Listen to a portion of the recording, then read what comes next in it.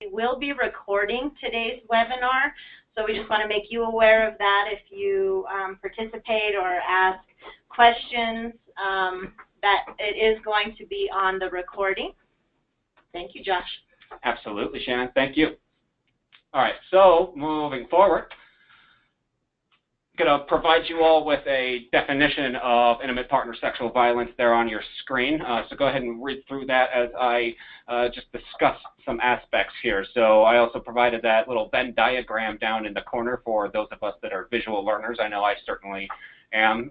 So we see, sexual violence and relationship violence, and we do understand that those can stand in isolation or be separate from each other, but the Venn diagram identifies the crossover there, or the connection between, that does create IPSV, or intimate partner sexual violence. So I know that the title had discussed the parallels, intersections, and overlaps, and I'm sure some of you are just kind of thinking, well, those are just the connections that they have between each other. But to kind of operationalize those for our discussion today, we're going to look at the parallels as being able to talk about these two forms of violence being separate. So think of two parallel lines. They follow that same trajectory as one another, but they never intersect. And so the parallels between these two forms of violence we're going to talk about as being that the premise of power and control as to why perpetrators and abusers engage in these types of behaviors. So being able to see that, or let me backtrack there. A lot of people actually who don't work inside the field and haven't really got a lot of education around these sorts of issues are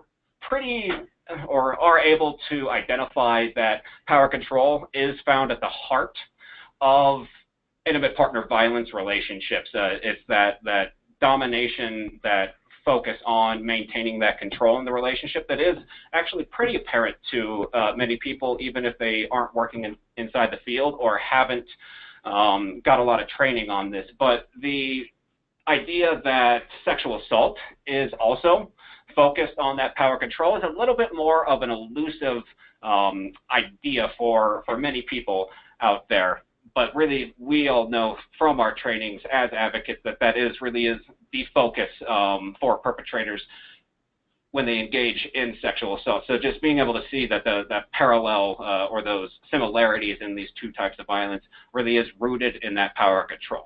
And then we move forward to being able to look at the intersections of those and being able to identify that sexual violence or intimate partner sexual violence is just sexual violence being one aspect in multifaceted abuse dynamics in violent relationships.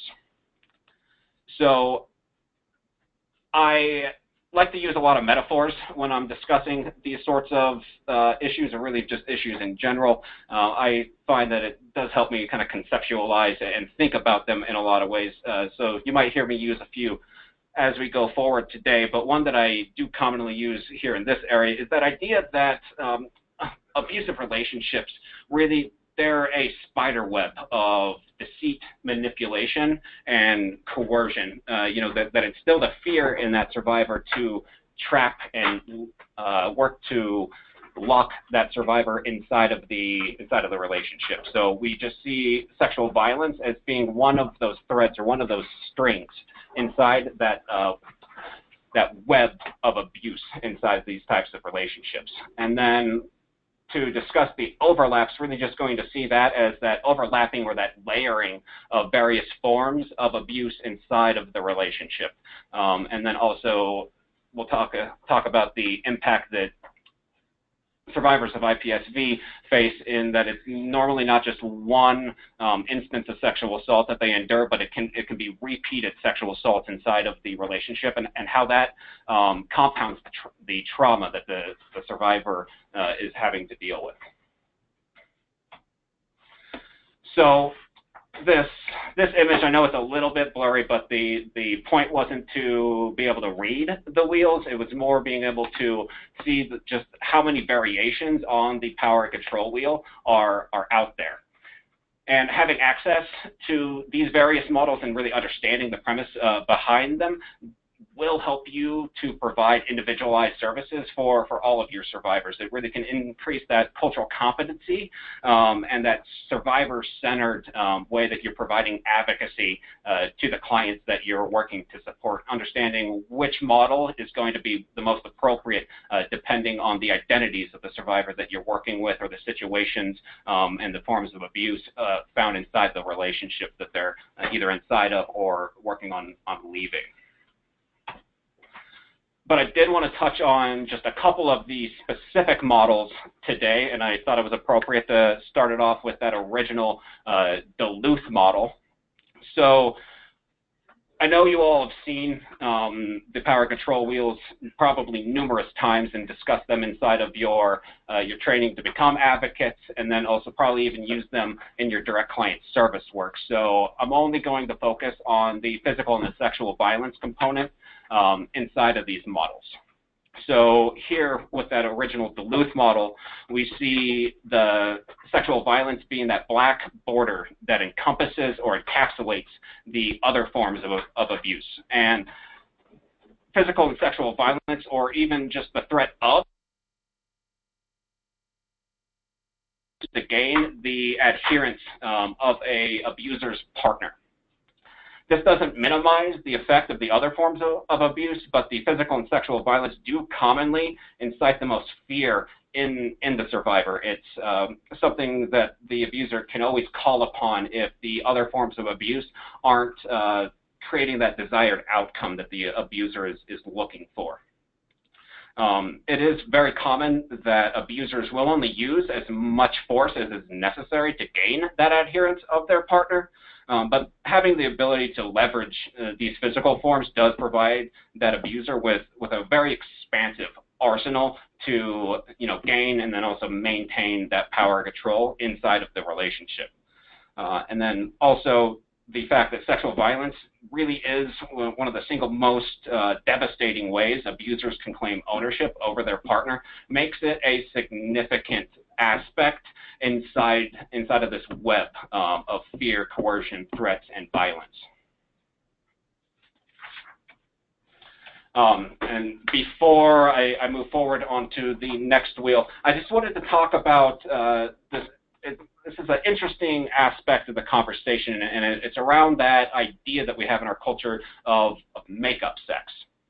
So we know that inside a healthy relationship, there is the possibility for that quote-unquote make-up sex to occur, but there needs to be specific things that occur in order for it to actually constitute that idea of valid make-up sex. So the idea of make-up sex, if some of you haven't heard of that, is that idea that there's a conflict, there's an argument that occurs inside of the relationship, and after the conclusion and the resolution to that conflict has occurred, the partners can become intimate again and kind of re-solidify their love for each other. But that only happens inside a healthy relationship where during the conflict there was no physical violence used, there was no abusive tactics used inside of the argument, and then also in terms of the communication that happened during and then even working towards the resolution of the conflict, the partners were able to engage in meaningful, productive conversation that created mutual compromise or acceptable compromise between both partners. Only then, once through communication and the use of language and being able to discuss whatever the issue was that created the conflict, once there is a true resolution to the issue, then yes, there can be a such thing as make-up sex inside of that healthy relationship. But we know that the idea of that mutual compromise inside of an abusive or a violent relationship really in a lot of ways is about as common as like being able to ride a unicorn through the backcountry. It really does not happen because that mutual compromise in a lot of ways is going to be perceived as that, or from that abuser's standpoint, as losing a sense or a piece of that power control over their partner, they're forfeiting a bit of that dominance inside of the relationship if there really is that mutual compromise that happens. I'm not saying that it can't ever happen inside of a unhealthy relationship, but typically we do not see a lot of that mutual compromise. So the idea of make-up sex in an abusive relationship really is null and void. And that quote-unquote sex that occurs after a fight in an abusive relationship is actually just another way that the abuser reiterates that power control over their partner. The use of sexual violence in this way can kind of be an abuser's litmus test to gauge if their partner is still willing to submit to their dominance and their control over the relationship, over the partner, over the household, in all those varying aspects.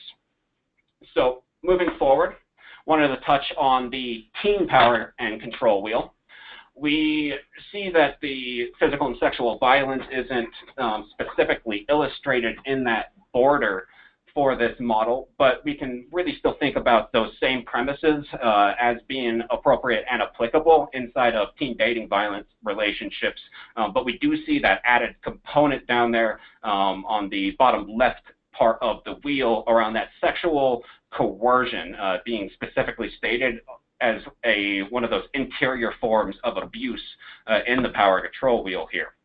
And for teen dating relationships, it is quite common that the other forms of abuse are used to kind of coerce the victim into engaging in sexual behaviors with the abusive partner. Obviously, that coercion can be used inside of adult abusive relationships, but just due to the age, for the teens and the hormones that are kind of rushing through the individuals, and there's a increased focus on that sexual component inside the relationship because it's so new to the teens. They don't really have that life experience, and there's so many ways that we're seeing today that the sexual components are being pulled into the abusive relationships, like sexting, and now we're being able to see that teens and the youth are growing up with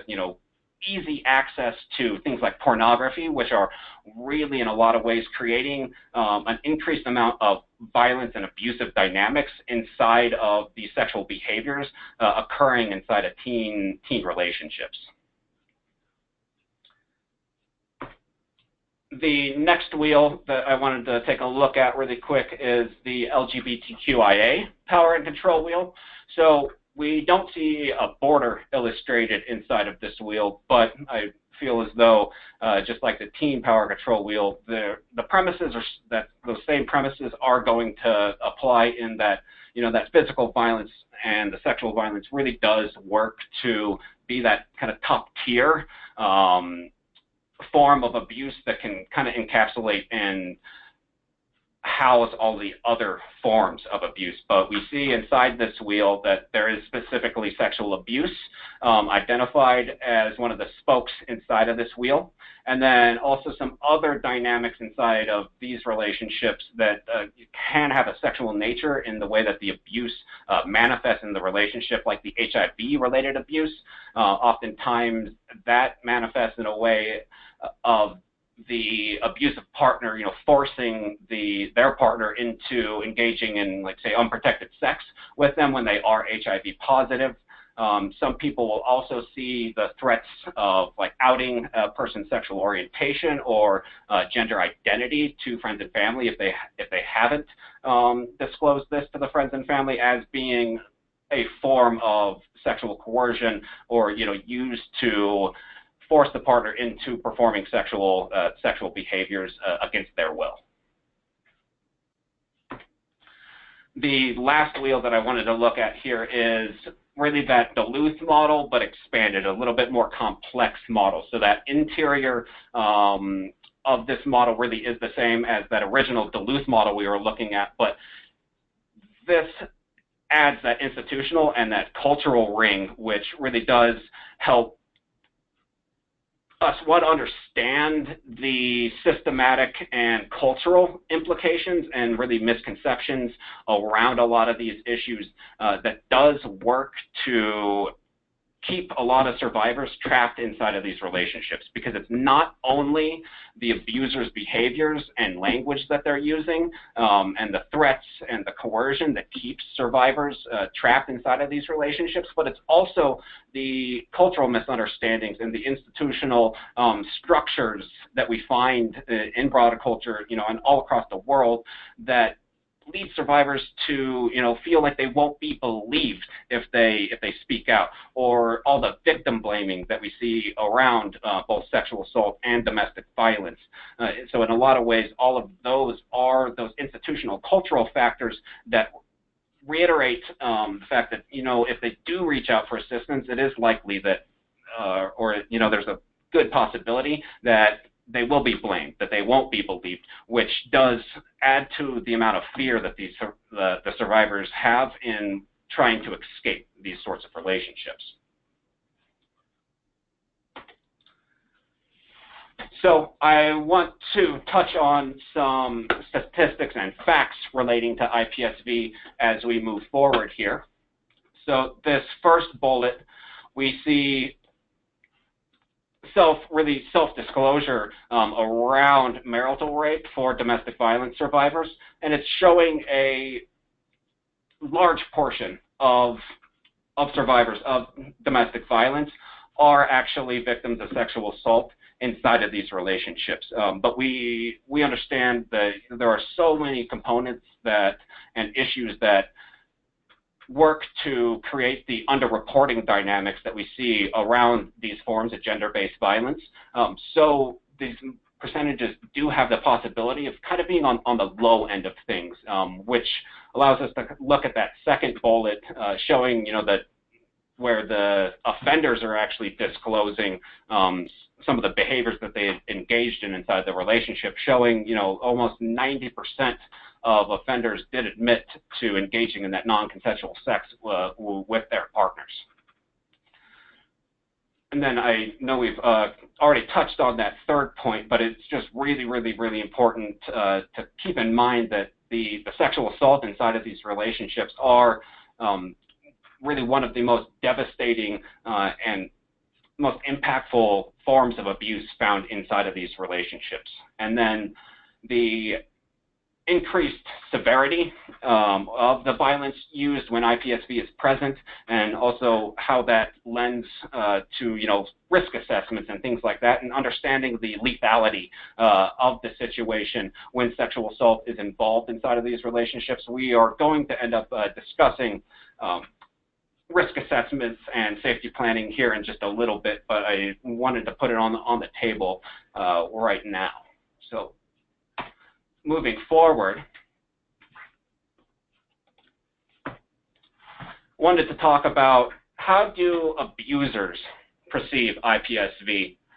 Personally, I think that this is probably the scariest aspect, or at least it is for me. And understanding this dynamic here is really the scariest aspect when talking about intimate partner sexual violence and really all other forms of violence so found in these relationships. That first dash, we see that over half of perpetrators in the large-scale study did disclose engaging in behaviors that do constitute intimate partner sexual violence.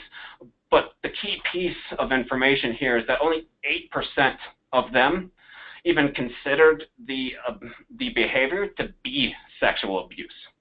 And this really lends or highlights the entitlement and those feelings of ownership that the abusers have when they think about their partner and how the household is structured.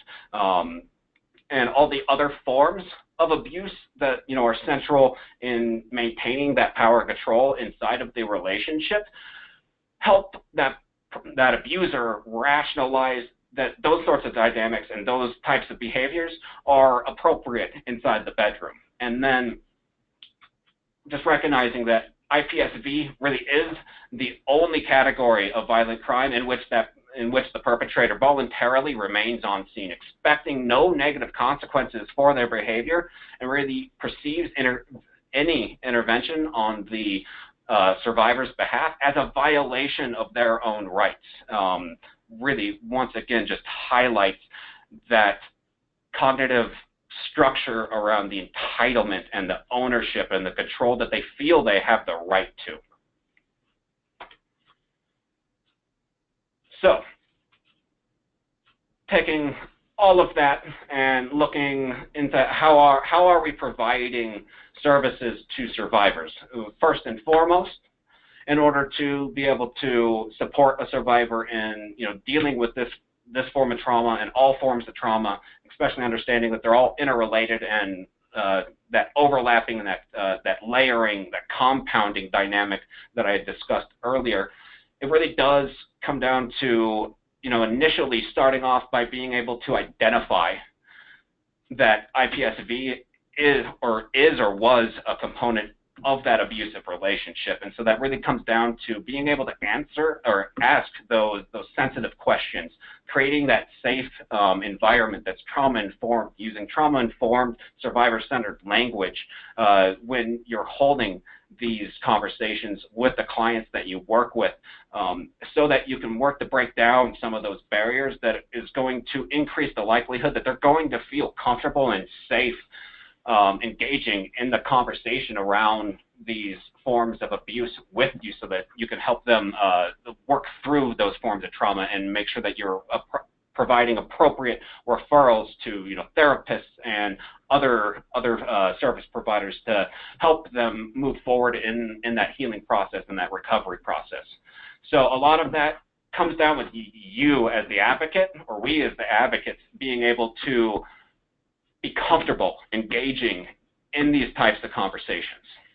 If the clients that you work with can kind of pick up that you're a little uncertain about how to hold this conversation, or you're feeling uncomfortable asking some of these questions, it's really going to go a long ways to have them kind of close down or shut down or not feel comfortable and safe really participating in that conversation with you. So I suggest that, especially, I think this is appropriate for all the other questions and all the other aspects of advocacy work that we do. It's important to kind of role play that and practice that amongst staff. And in a lot of ways, it can work to really build that team cohesion and create those kind of teachable moments that you all can really dive into some meaningful discussion around the varying forms of abuse, the trauma, and the best ways to provide appropriate services to the clients that you work with. So that practice makes perfect, and it's helpful just to be able to, one, kind of engage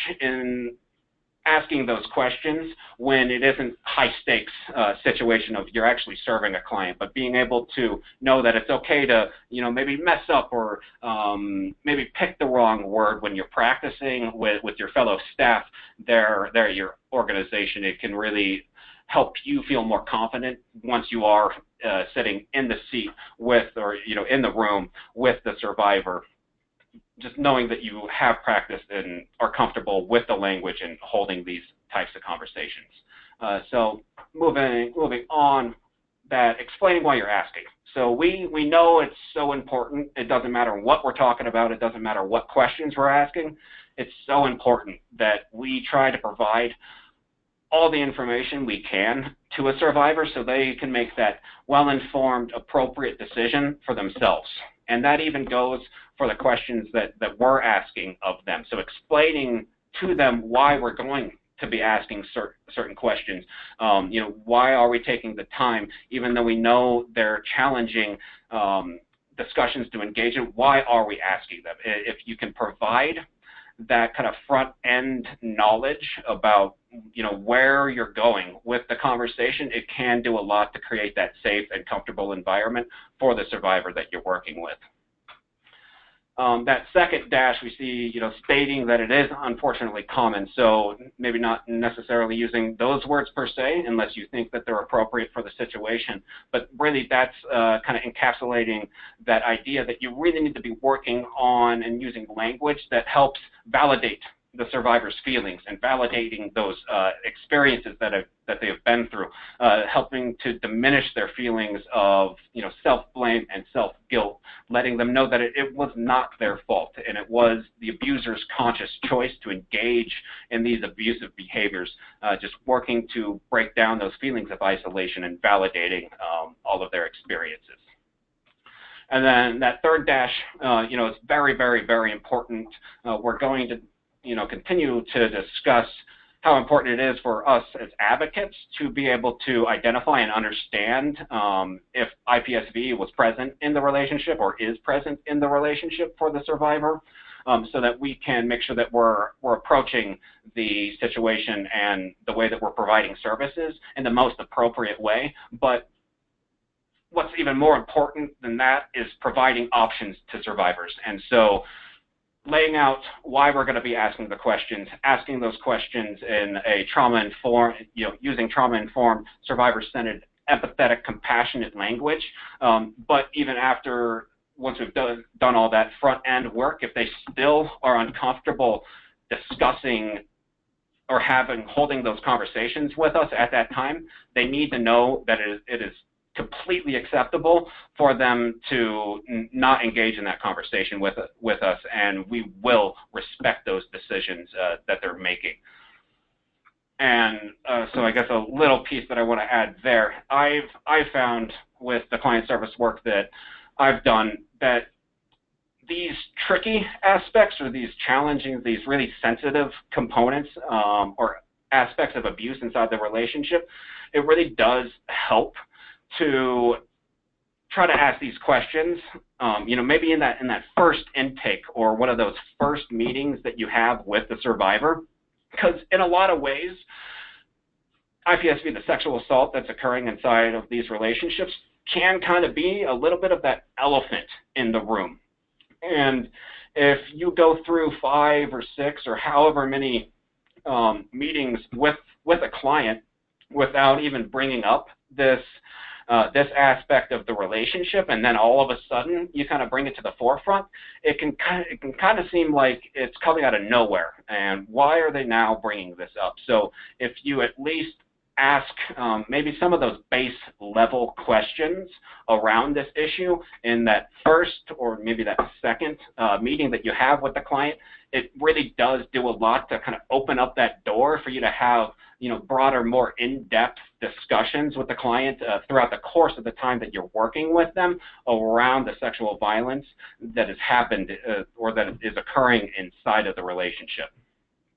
And that last point there is really kind of getting back at or one of the ways that you can work on explaining why you're asking those questions is you just really want to get to know that person, the situation that they've had to deal with, so that you can provide them with the most appropriate and the best responses and resources during the time that you're working with the client. And then, big bold down at the bottom, language is key. We know language is key with everything that we do, whether it's working with survivors in our prevention and our awareness work, but to kind of touch on maybe some examples, because it's always going to look a little bit different possibly on how you ask these questions, because you really want to provide that individual or individualized services to each client that you're working with. So that language and the way that you're asking questions and the flow of that conversation is probably going to look different every single time, depending on the identities that the client has that you're working with, the circumstances of the situation, the forms of abuse that were present inside of the relationship. But to just give some examples, I think this will be rather obvious to us all, but the idea of just being so blatant in asking your client, has your partner ever raped you? Has your partner ever sexually assaulted you? Those are pretty confrontational ways to go about asking about intimate partner sexual violence when you're working with a client. And in a lot of ways can shut down their responses, and understanding all of the misconceptions and the myths and the rape culture that we live inside of, and just a lack of knowledge around healthy relationship dynamics, those can kind of lend themselves to kind of come off as victim blaming in some ways, or kind of reiterate to the client the self-guilt, the shame that they're feeling around these issues.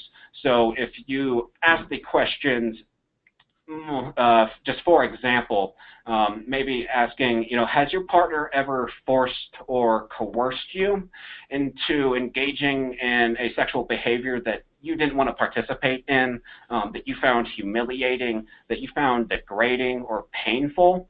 That way, you really are focusing on that offender, focusing on the offender's action in the fact that they were coercing or forcing that victim to engage in those behaviors, but then also really defining what those what those forms of abuse look like. So, surrounding that humiliation, the degrading, the painful circumstances around the sexual behaviors inside of the relationship.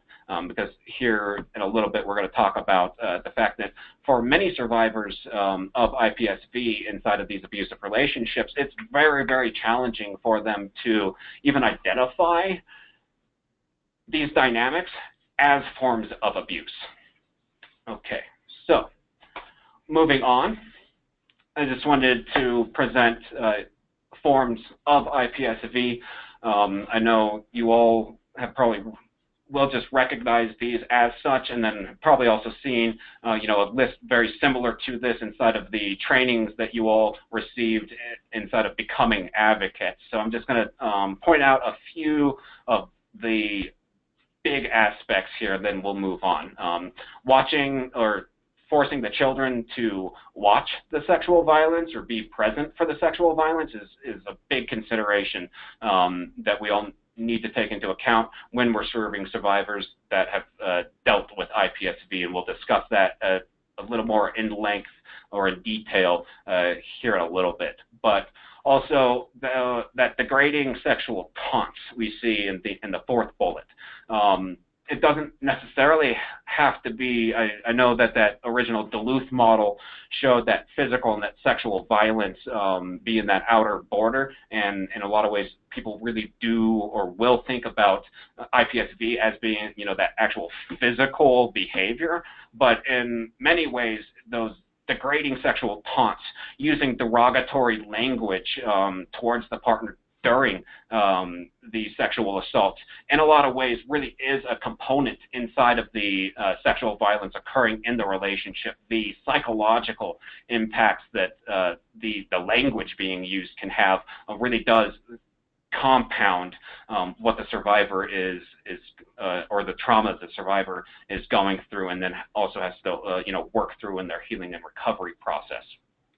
The watching pornographic materials, being forced to create pornographic materials is one that we really need to think about, and I mean this is applicable in every single different type of intimate partner violence situation, but in a lot of ways we do see this a little bit more prevalent or pronounced inside of the teen dating violence relationships. A lot of issues going on right now with the sexting amongst the teens, and Rana, the policy director for CCASA, is actually working on a wonderful piece of legislation right now and trying to create protections for survivors or victims of that malicious or abusive sexting, because as it stands right now, when a survivor discloses that they were the victim of abusive or that malicious sexting, they in large measure can be charged in the same ways that the perpetrator of that abusive sexting could be charged. And really it's all operating or focused on that child pornography with them being minors. And so Rana's working on a wonderful piece of legislation, actually having a committee hearing in the House today, trying to push this legislation through. So if you're interested in how you can support this bill, how you can contact your legislators and help them understand the need for this type of legislation to help support and protect victims of this specific form of malicious sexting, it really can go a long way, because we know the low reporting options, or the low reporting dynamics around these issues are highly prevalent because of laws like this that the survivors feel, they're going to be charged with potentially, even if they disclose that these forms of abuse are occurring. And so really it does do a lot to cause them to suffer in silence. So let's move forward. Risk factors for intimate partner sexual violence. I'm sure you all have seen lists like this through your advocacy training that are very, very, very similar to this. And in large measure, this isn't just risk factors for intimate partner sexual violence specifically, but really just that overall escalation of those higher tier forms of physical assault that happen inside of abusive relationships. And really a lot of them, or the first bullets there, are really looking at the vulnerabilities that are created by a partner being pregnant, or being ill, or needing that assistance, that physical assistance. Say they were injured and they just came out of the hospital, or they have a physical disability that makes them dependent on support from the survivor. Really, those vulnerabilities are something that we know perpetrators and abusers really do look for in their victims, and how they target their victims. Yet again, that kind of looks at the parallels between these forms of violence. And then the last two bullets, we know when a survivor is attempting to leave the relationship, it is often the most dangerous time for them.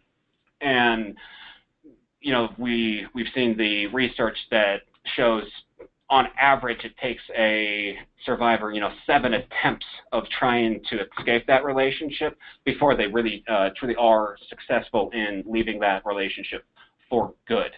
But just the lethality and the potential for really increased forms of violence to occur when the survivor is trying to escape the relationship is something that we need to be well aware of. And we talked about how the sexual violence inside of these relationships are one of the most pronounced ways that an abuser can show that, or try to portray that ownership over their partner. Really the only thing that can jump above that is actually murdering their partner. That idea that if I can't have her, no one else can. That sort of dynamic when the survivor's working to separate from the relationship. So sexual assault, we can see an increased rate of sexual assault when they're trying to leave.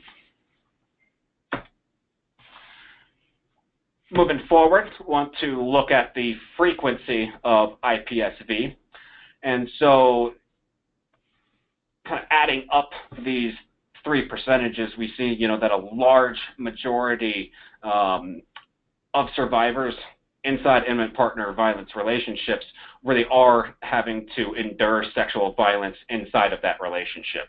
And then the last two really do highlight that overlapping or that layering of trauma. We know how impactful one instance of sexual assault can be on somebody's life, and all the ways that trauma affects every aspect of the person's life.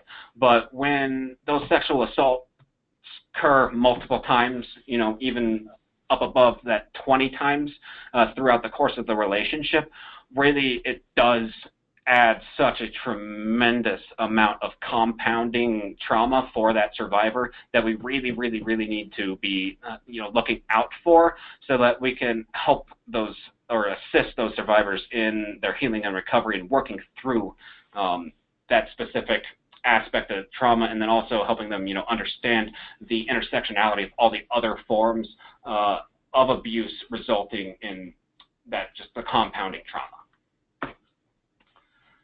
So impacts of intimate partner sexual violence. I know this is probably another list that you all have seen before, so won't really touch on all of these aspects, but really just make sure that we're always looking out for any of those feelings of guilt or that shame, that self-blame. We really need to be making sure that we're using language and helping that survivor understand that it was not their fault. And really helping them overcome those initial feelings of the self-blame, because we know that the language and the manipulation and the coercion that the abusers have used inside these relationships have gone so far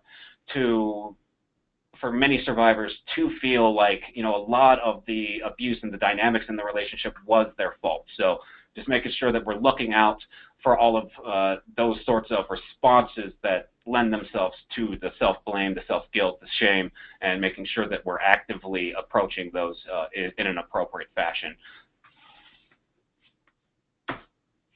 Psychological impacts of intimate partner sexual violence, yet again, another list that we probably all are very, very aware of, but I just wanted to make sure that we put it on the table and realize that it's not only the physical injuries that can result from the sexual violence or the physical violence inside of these relationships, but in so many ways it really is, the most devastating aspects are the psychological impacts that these forms of abuse have, and in the compounding trauma that the survivor is going through and having to deal with.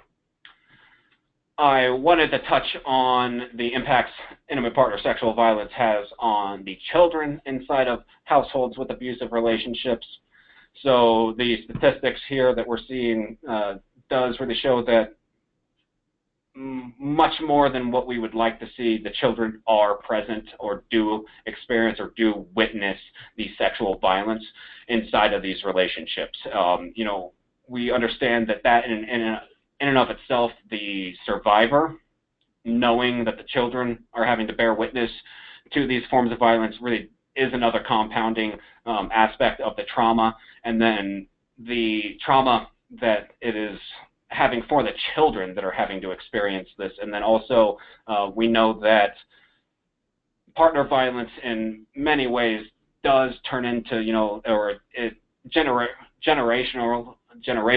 recreates itself inside of families and on family trees. And so when children bear witness to such a profound aspect of this abuse, it can go long ways to normalizing these very violent dynamics inside of relationships. So there can be kind of a gender difference potentially in how this is perceived by the children. I've got a 10-minute warning. I'm going to speed it up here. But for the boys, if the partner violence is a male on female situation, heterosexual relationship, male perpetrator, the boys inside the household, this is showing them or normalizing that it is acceptable to treat your partner in this fashion. And then for the girls inside of the household, it does normalize that, they can potentially expect their partner to treat them the same way that their mother's being treated inside of the relationship. So special issues survivors of IPSV face. So really this is looking at all of those compounding factors that we need to be looking at. Those first two bullets really do highlight that. And then also that third bullet's looking at, for the longer term relationships, and it doesn't even have to be the longer term relationships, but the increased amount of the physical violence inside of the sexual violence that is used, they can take on a much more kind of punitive dynamic in the way that the sexual violence manifests in the relationship. We just need to recognize that is going to increase the level of trauma that the survivor is going through. We understand how that's part of that web that pressures the survivor to stay with the perpetrator, talked about the effects on children, and then we discussed the difficulty that can occur for survivors to even recognize these sorts of behaviors as criminal, as abusive. And here I want to take the time to kind of touch on the cultural issues here. So we know inside of American culture, it is a little bit more potentially of an outdated notion, but we still see it throughout American culture, that idea of wifely duties. Even though it potentially is kind of fading to the background, we do still see it present inside of American culture. But there are many other cultures across the world where this is still a much more prominent an ingrained dynamic in that idea of the wifely duties, in that, once those vows have been said, the husband or, one partner or the partners have access in any way, shape, or form that they want to that partner's body, how the household is arranged, things like that. So we need to make sure that when we're discussing intimate partner sexual violence with the clients that we're working with, that we're also approaching it through a cultural lens and really truly understanding what in that person's identities, their heritage, how is that shaping the way that they're perceiving these sexual violent behaviors that have been incorporated inside of the relationship, so that we can make sure that we're approaching these discussions in a culturally competent way. And then that last bullet, it's just so difficult to prosecute this aspect of the abuse inside of these relationships. We know that a lot of intimate partner violence relationships and domestic violence relationships that do make it to trial really don't incorporate the sexual violence in a lot of the time inside of the court case as it progresses. And a lot of this is, due to that shame around the sexual nature of these forms of abuse. So just making sure that we understand how to hold these conversations, be able to identify these, so that we can help the survivors work through these forms of trauma, or the trauma that's connected to these forms of abuse. And then also in our awareness and our prevention and our training that we're doing out in the community, helping the prosecutors, law enforcement, and all of those other systems that survivors have to engage with, helping them understand how to hold these delicate conversations in a supportive way for the survivors that they're working with. Underreporting, really this does incorporate really everything that we have been talking about, and that all forms of gender-based violence really do have a staggering rate of underreporting, but specifically around sexual assault. Sexual assault is the single most underreported crime in our culture, and that does incorporate or lend itself to when we're looking at intimate partner sexual violence in these relationships. So just kind of reiterates the emphasis or the need for us to be able to understand how to engage in these conversations with our clients in a supportive, empathetic, and compassionate way. So taking all of this into consideration with risk assessment, I know we're almost out of time here. So I know everybody's going to have different paperwork around risk assessments and safety planning, so I didn't want to, really look at the tools, just give everybody, things to think about when they're incorporating, risk assessments and safety planning in the services that they're providing to survivors.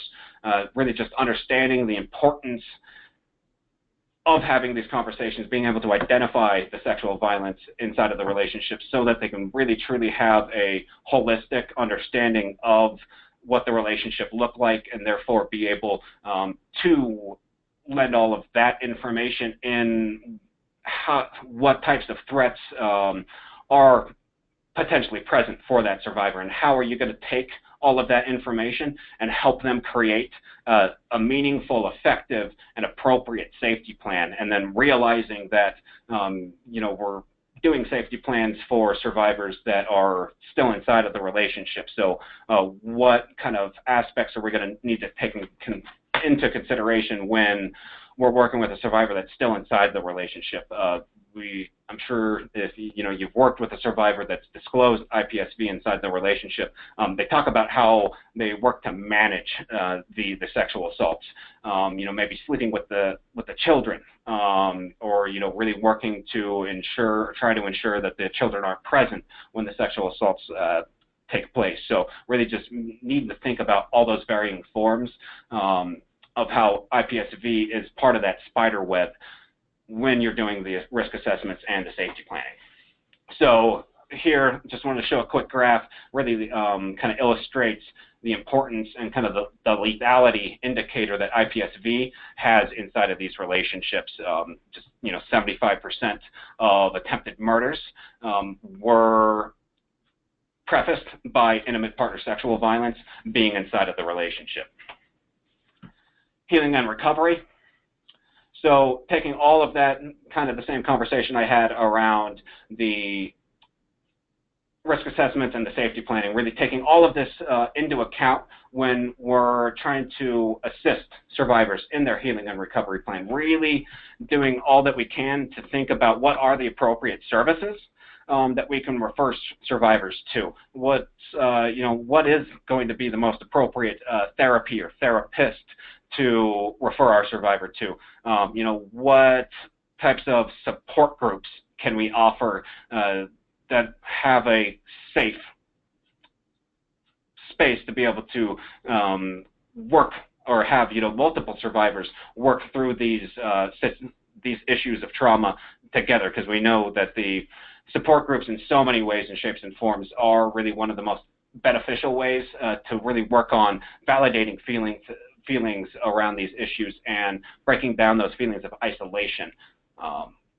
So just make sure that you're taking all of this into consideration when you're working on creating that, that service plan for the survivors that you're working with. And I think we are pretty close to being out of time, so I want to offer a chance for any questions to happen, and I thought I'd do a little heart and brain here to wrap us up as well.